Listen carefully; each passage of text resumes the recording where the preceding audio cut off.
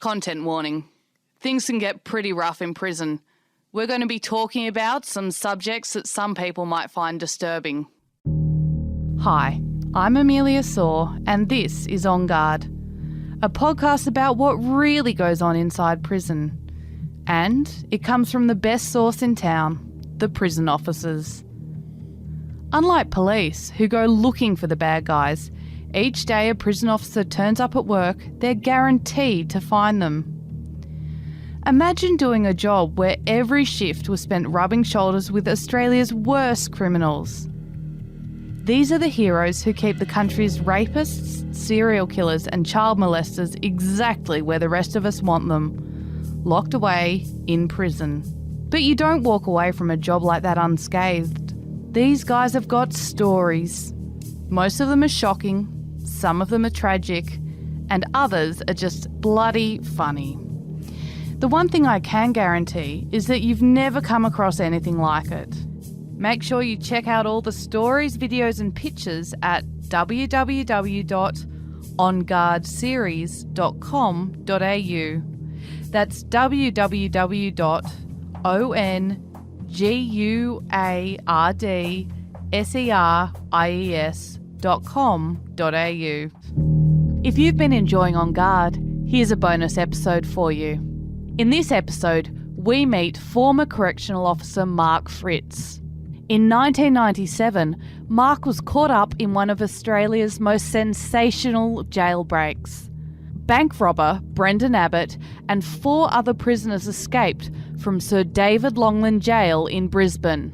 During the escape, Mark came under a hail of gunfire and was lucky to come out alive. This is his story.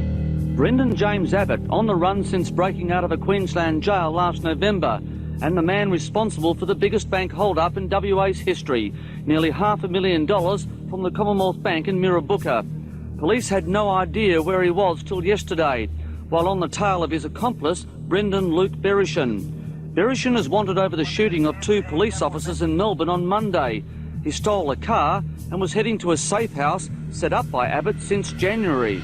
Berishan is believed to have masterminded Abbott's escape from a Brisbane jail, shooting at prison guards. Both are also suspects of 2 recent armour guard heists in Melbourne. A guard was shot during one robbery. The pair is now believed to be driving a blue Toyota Land Cruiser. Police have issued a nationwide alert warning service station operators and hotel owners to be on guard. What happened, it was the 5th of November, 1997, I think it was, 1997, and it was the night of Melbourne Cup night. Oh, yeah. And at that stage, I was working at a centre called Sir David Longland's Correctional Centre in Brisbane, and which is now called Brisbane Correctional Centre. But I was working there, and we used to do turns of going in the primitive vehicle. Mm-hmm. So we would do 2 or 3 hour stints. I can't recall now. And it was my turn with another officer, and so this was roughly around about probably just before midnight. Mm. And in those days, the primitive vehicle used to do constant patrols, and it was an armour-plated vehicle, as far as it was a Toyota Land Cruiser that had been modified, and a fair amount of it was actually armour-plated. And so we went out and we hopped in the vehicle, and the jail is actually situated on it's called Station Road, and it's normally a really busy road. But because it was Melbourne Cup night, the Tuesday night, there was very little traffic. And I was sitting there and I watched the car come around the corner. It came up from Grenville Street and it turned into Station Station Road, I think it is. Turned into Station Road and it was heading north. But it was driving very slowly, which I thought was suspicious because that time of the night, with no traffic on the roads, they normally kind of hoon along there a fair bit. Sure. And it was travelling slowly. Yeah. And at the entrance to the jail, they had great big water tanks. Yeah. In case of a fire, or whatever. Anyway, so I saw the vehicle, but it didn't go past the water tanks. And so I said to my offside, I think there's a vehicle at the bottom of the driveway. Like, what kind of vehicle was it? Like a patrol vehicle? It was a sedan of some description. Right. because it was night and, you know, it was just the car lights type of thing. Yeah. But it would be a sedan of some description. Yeah. And it didn't go past the jail type of thing. It didn't go past the entrance to the jail. So by the time we hopped in the vehicle, we drove around and went down there. There was no vehicle there. And I just said to my officer, I said, I've got a bit of a sixth instinct that something's not right. I said, let's go for a drive around the perimeter. And the perimeter was probably about, I'm trying to think now, maybe it would have been about maybe 3 or 4 kilometre perimeter. And so we started driving around the perimeter. And when we got around the back of the jail, there was always a lot of wildlife around. And but this particular night, there was no wildlife. And I said to my officer again, I said, there's something strange. I mean, I've got a gut feeling there's something not right, you know. And he said, oh, well, you know, I can't see anything. And, you know, and in those days, there was scrub used to come right up to the perimeter road. And I said, okay, so we went back and we're just waiting out the front of the main entrance of the jail. And it's probably about 10 or 15 minutes later, we received the call over the radio. And the call was, I'll never forget it, 5 inmates escaping out of Zone 7. 5 inmates escaping. What was the second bit? Out of Zone 7, which is just a section of the perimeter fence, because they're all marked off in zones. And the guy that was in the perimeter that night, he was a bit of a joker. And we thought he wouldn't be joking about this, so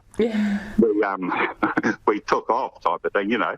And as we came around the back of the jail, there was a bit of a small rise. And we're going up the rise. So I was in the passenger seat, and I said to my officer, I said, well, I won't say the exact words, but I said, there's someone standing on the fence line. And like outside the jail, but right on the fence line. And with that, we just come under like a hail of gunfire. And we thought, oh, geez, what's happening here? And then all of a sudden... Towards you, or you could towards us, yeah, towards us, you know. How far was it from you? Probably, I'd say approximately 100 metres. Wow. And did you could just tell they were shooting at you? You didn't feel the bullets rush past you, or? Yeah, they started hitting the vehicle. Wow. And then what happened was the vehicle stalled.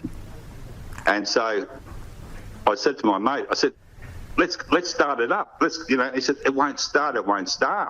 But, well, you must have been terrified, or like, how long did the bullets hit the car for? Where were they hitting on the car? They were hitting the windscreen. Oh my God, did it smash? No, because as I said, the vehicle had been armour plated. Oh, okay. But what had happened, so then our procedure was that I then jumped in the back of the vehicle because we had weapons in the vehicle ourselves, you know.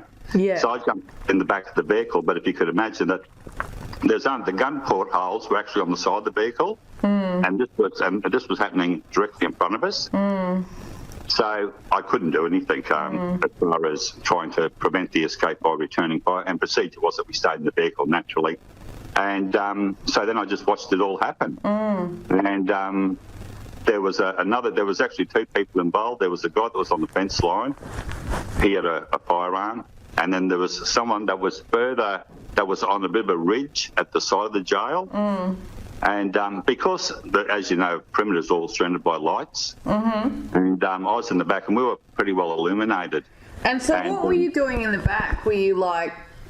What were you hiding, or what? No, what I was doing in the back was I grabbed the weapon and then realised that I couldn't use it because the gun portholes were only on the side of the vehicle. So then I just remained in the back of the vehicle and observed what was happening in front of me. Oh, okay. And that's when I saw 5 inmates run across the road, and one of the inmates actually turned and looked at us, and I recognised him. Oh, and I reckon it was Abbott? And it was Oliver Lindsay. Because it was Oliver Lindsay. Yeah, he was the only guy that I recognised because he actually looked at us. Yeah. And then they ran off into the bush. In the meantime, I was in the back of the vehicle, and every time I used to stick my head up, we'd come under gunfire again from the guy that was up on the ridge. Yeah. And what I didn't realise was the vehicle wasn't completely armour plated. So from the windscreen over above the roof was just normal. It was just normal metal, I suppose you could say. And what happened was that at one stage, I felt like I'd walked through a cobweb.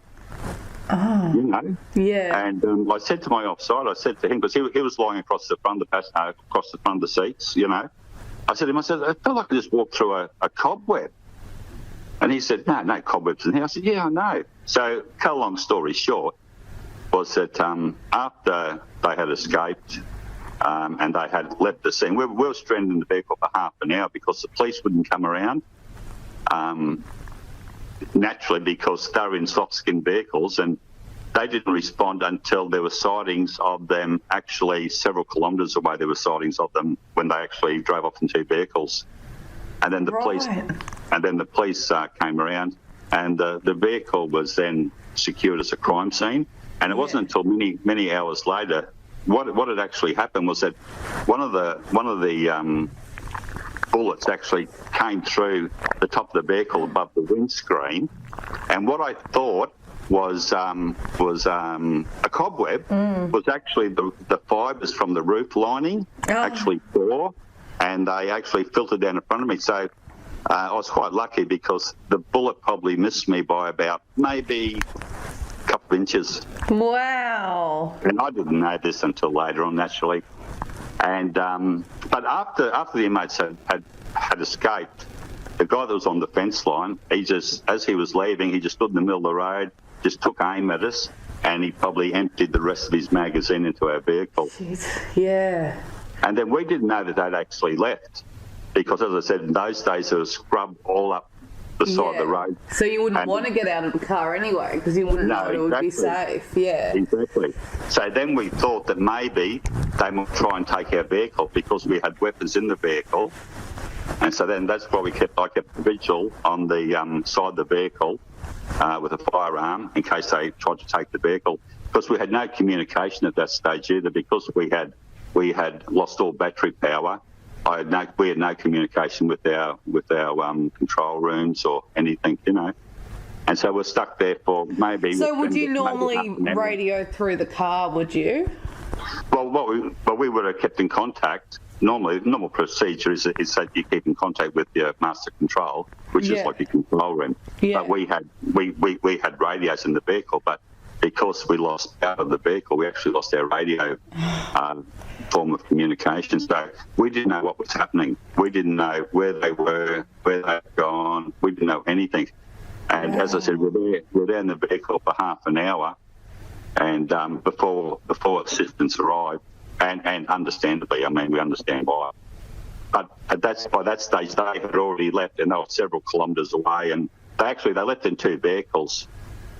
So Brendan Abbott and the other guy that was off the fence line, guy by the name of Bereshon, they left in one vehicle and they headed south. Then the other inmates, which were Jason Nixon, Jeffries, Oliver Lindsay, and I can't think of the fourth one, Peter Sterling. When notorious bank robber Brendan Abbott made his escape, he was accompanied by 4 other equally dangerous prisoners. They were Jason Nixon, serving life for murder, convicted murderer Oliver Lindsay, Andrew Jeffrey, also serving life for murder, and Peter Sterling, a serial rapist serving 13 years and 7 months for deprivation of liberty. Yeah, so what had happened was that Abbott had well planned it, and so he knew that the public outcry would have been over the murderers and the bad rapists, or the serial rapists, escaping, and the police resources would have been on catching them instead of catching Abbott, inverted commas, a bank robber. So that's why he put all of them into one vehicle, and they headed off through Brisbane, shooting their way out and carrying on. Wow. Whereas himself and Bereshon, they headed south. Who's, the Bereshon? Yeah, Brendan Bereshon. I can't remember off the top of my head. What was he in for? Do you know what was he? Look, he was actually out of jail. He was the one that was recently released and came to help them, yeah? Yeah, he came to help them. I suppose you don't remember, but after the shooting stopped and you were just in the car with your mate who was in the front, what was your friend doing in the front seat? Well, he was the driver. Right. So when I jumped in the back to grab a firearm, yeah, and then realised that it was pointless, yeah, because we were coming under such heavy fire, and we didn't know. I mean, we didn't know whether the armour-plated windscreen is going to hold on. And yes. so he lied down on the front seat just as added protection. Yeah. So, because you wouldn't have had any kind of body armour or anything on you, just in your uniforms, no, right? We didn't. It wasn't until after that they actually supplied staff with helmets. But at that stage, we didn't have any armour whatsoever. We didn't have any body armour or anything. At the time of the incident, Mark had a young family at home. He recalls ringing his wife Shirley in the aftermath of the escape. Do you remember telling her what happened, or...? Yeah, I remember something along the lines of, I'll be late home. Did you have to go to hospital and get checked over or anything? No, they wouldn't even give us in those days we lived at Wynnum, which was like a bayside suburb of Brisbane, so it was probably about a 40-minute drive home. And by this time, this had happened at like 12:30 at night, so by the time we got out of the vehicle, and that might have been after 1 o'clock in the morning, then we went through a operational debriefs, and then we had counsellors come in, and then we had the police doing a statement and all that type of stuff. So by the time it was ready to go home, it was around about 8 o'clock in the morning, and we were both. Wacky. Yeah, so myself and because they were 12-hour shifts, and both myself and my offsider, we were kind of mentally exhausted, and he had some distance to drive also, and so we asked the management if we could have a taxi fare home, like a taxi voucher, so we didn't want to drive. And they said, no, didn't have any available. Oh my God, that's terrible. Yeah, that's shocking, eh? Shocking. Wow. So, and you had little kids by then? So, like, you obviously... Yeah, our eldest was probably around about 12 or 13, and our daughter was probably around about 8 or 9. And did that give you kind of any PTSD or anything? Did it affect you? No, they never. It affected my my offsider. He was off work for 12 months. Wow. He came back. He probably only did about another 2 months, and then he left the job completely. Yeah. I kind of, I suppose mentally, I said to myself, it's not going to affect me, and that's how I did it. I'm no hero, but I just thought to myself, I just probably tried to say to myself, well, this is part of the job. I know it's not, but that's probably what I kind of said to myself. Yeah. And I tried. I just had my days off, because after that shift I was actually on about 3 or 4 days off. So I had my days off, and then I returned to work, and I did another 20 years. But a funny thing was that with Brendan Abbott, when he was recaptured and he was sentenced and everything else, he was never allowed to be placed in the same jail as myself, because he said he feared for his safety.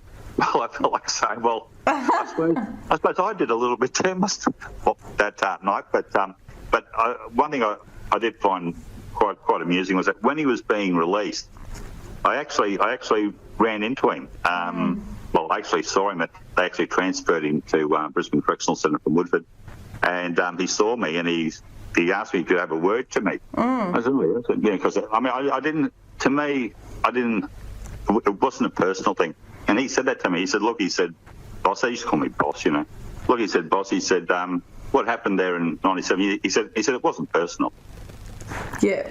Okay, fair enough, But But I never took it personal. I mean, I never took it personally. I managed Oliver Lindsay and Jason Nixon for many years later when they were in the Supermax. I was in charge of the Supermax at Brisbane Correctional Centre. I managed them when they were in there, and it never affected the way I managed them or any of that type of stuff. I just took it as part of the job, you know. I mean, maybe it did affect me, and I just didn't realise it. I'm not too sure, you know. Or maybe I'm just a bit of a nut anyway. I mean, I don't know. Are there any other kind of well-known inmates that you had any run-ins with or that stick in your mind? Oh, look, I had dealings with, as you could imagine, I mean, hundreds and thousands, I suppose, of inmates during that time. And I always refer to, because people ask me a question, they said, who have you dealt with? I said, well, I use 3 words. I've dealt with the mad, the bad, and the sad. And the what? You know, sad, S-A-D. Yeah. Mad, bad, and sad.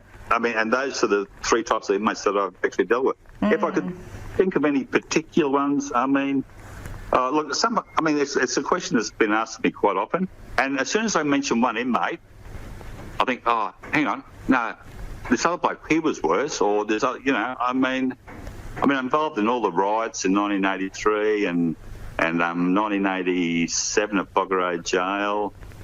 I've been involved in a lot of stuff over the years.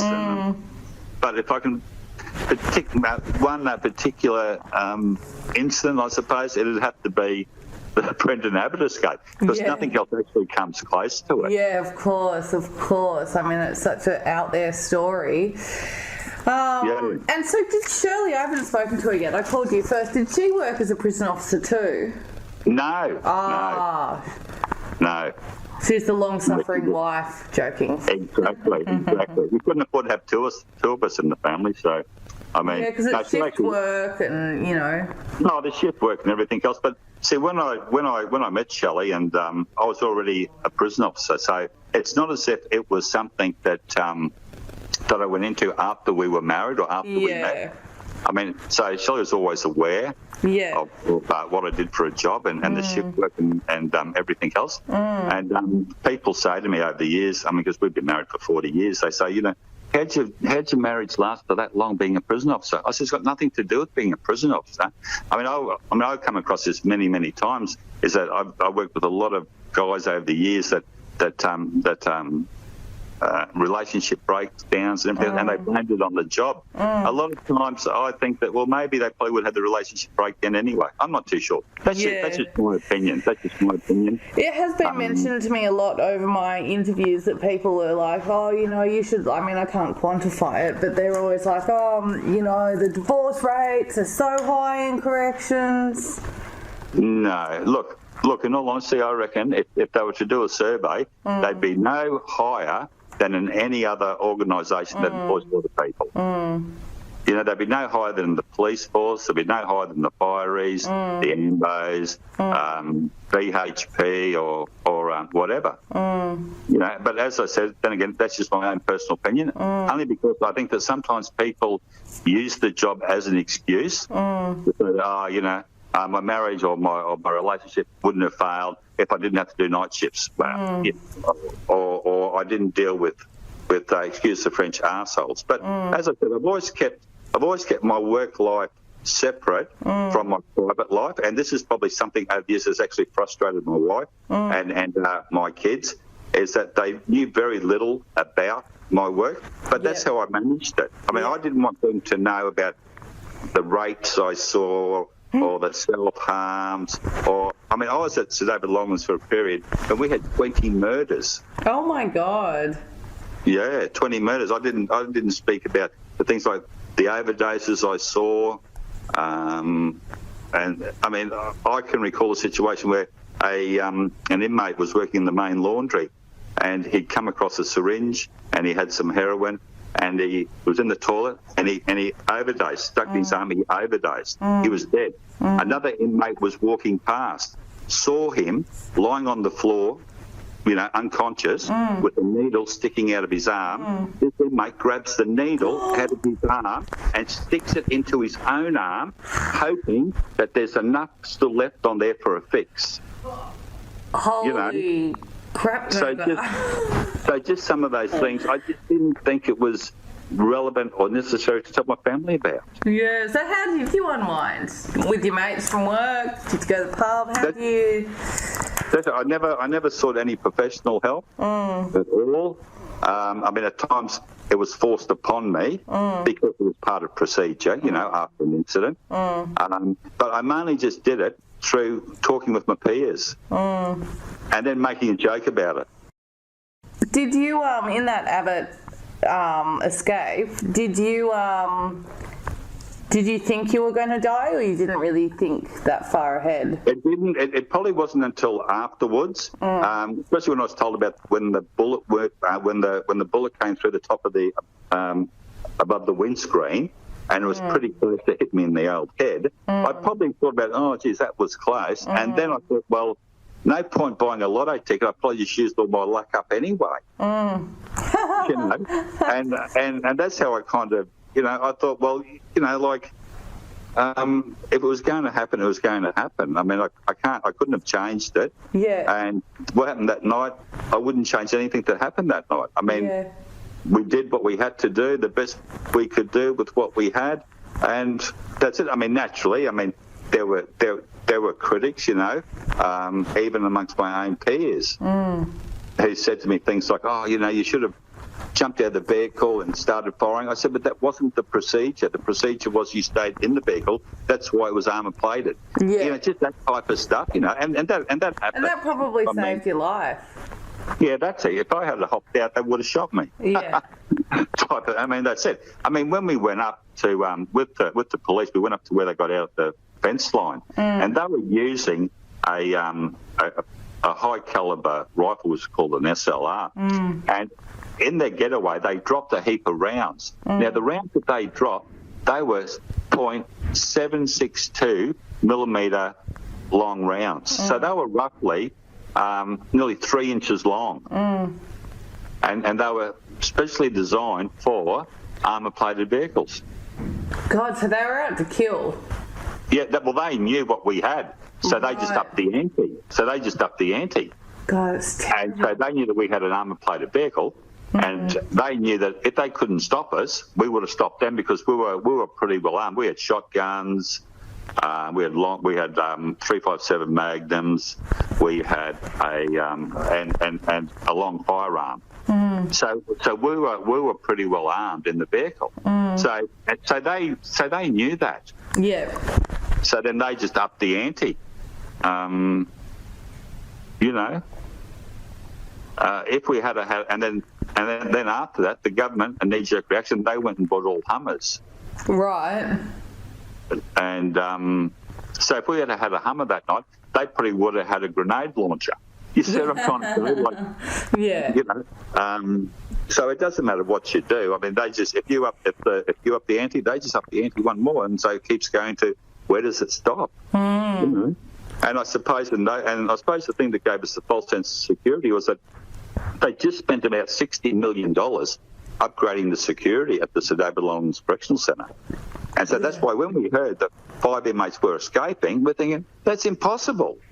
So how did they get out of I know they had the guy on the outside, and how did they get out of the fence? They cut through it or something? Yeah, well, what had happened, from the outside, so the guys who were on the outside, they cut through the fence, and they used and we had rolls and rolls of razor wire, and then they used proper spreaders to spread the razor wire, but then they also threw over firearms over the fence for them. Oh. So threw over firearms over the fence, and then how they got out of their cells was that it was how they got out of their cells, it was a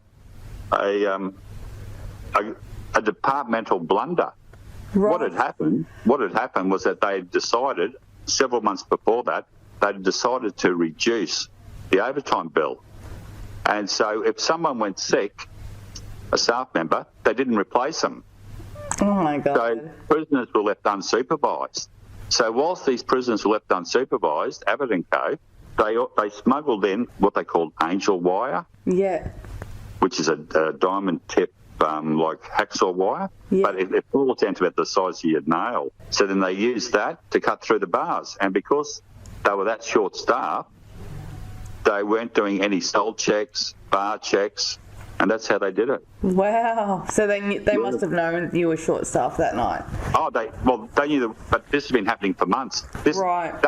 To cut through the bars and to do what they did actually took several weeks. Oh, they did it slowly, I see. They did it slowly. But because, as I said, they knew that the centres were operating, they used to call it operational staffing. So what they would do, if an officer went sick, they wouldn't man that post or wouldn't man that accommodation unit. So then the inmates left up to their own devices. Yeah, right. But in return, the department saved overtime money. Yeah. Gosh. In the end, it cost them millions and millions of dollars. I ask Mark whether he thinks the incident has affected him or his mental health. I mean, I don't get anxious when I speak about it or that anymore. I mean, Yeah, good. That's just in the past now, and I've moved on. Yeah. And as I said, I did another 20 years after that. Yeah. So, I mean, it's not as if it affected my career or anything like that, you know. Good on you. One of the lucky ones. Yeah, look, I am. Look, I know a lot of my friends, good mates, that all of a sudden they just fell over, PSTD and all that. And look, I understand. I'm fortunate. I don't know why. Maybe I've got good support from my wife. I've had a lot of good friends. And I've always considered it just to be a job. Yeah. I've never considered it to be anything else. Yeah. I just consider it to be a job. I'm performing community service as such, which isn't recognised. But I don't go to work to be for recognition. Yeah. You know, my recognition is that they pay me a reasonable wage. It's always been an above average paying job. I hear all the remarks. I hear all the comments about lowly paid and everything else. Well, I can tell you that, as I said, I joined in 1977, and for the first probably 15 years of our married life, my wife never had to work, and we had children. So, you know, and we lived quite a comfortable life. Yeah. But see, sometimes people want to get paid exorbitant amounts of money when the job really, it's not a dangerous job day in, day out. If you understand what I'm trying to say. I mean, I've never been assaulted. Oh, that's good. I've never been assaulted. I might get fired at, but I've never physically been assaulted. Sometimes more luck than management, I suppose. Better luck than management. But, you know, if you look at the number of prison officers that have been killed on duty compared to the number of police officers, you know, I mean, traffic controllers get killed. You know, all different. You're probably in a more safer environment in corrections than you are anywhere else. Right. Because you know who you're dealing with. Yeah, that's right. Yeah. You know, some people complain about the wages and everything else. That concludes our final episode of On Guard, the wages the to me podcast that gets officers to spill their guts on what's really going on behind prison walls. I think, you know. If you've enjoyed listening, make sure you check out all the stories, you know, videos and pictures at www.onguardseries.com.au. That's www.onguardseries.com.au.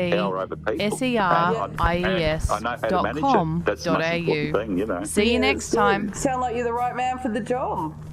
Yes, well, probably not for 2 months longer. I'll probably be gone. But anyway, but that's just my story. You know, I mean, people, other officers might say, no, that's not true, and so be it. You know, but that's just my opinion, and that's how I've dealt with the job and how I've been in the job for so long, and I'm still relatively sane. Yeah. Yep, you sound sane. Well, some people might disagree with that, but I mean, I seem to think I'm sane, and as I said, I've been married for 40 years, so I mean, I can't kind of turn around and say that the job's ruined my marriage or whatever. But then I was a very, very supportive wife, so that's a positive thing too, you know. Yeah, right. Gosh, well, what a story. Thank you for sharing it with me. It's my pleasure, and I don't mind telling it because I think it's a very interesting story. Yeah, absolutely. That concludes our final episode of On Guard, the podcast that gets officers to spill their guts on what's really going on behind prison walls. If you've enjoyed listening, make sure you check out all the stories, videos and pictures at www.onguardseries.com.au. That's www.onguardseries.com.au. See you next time.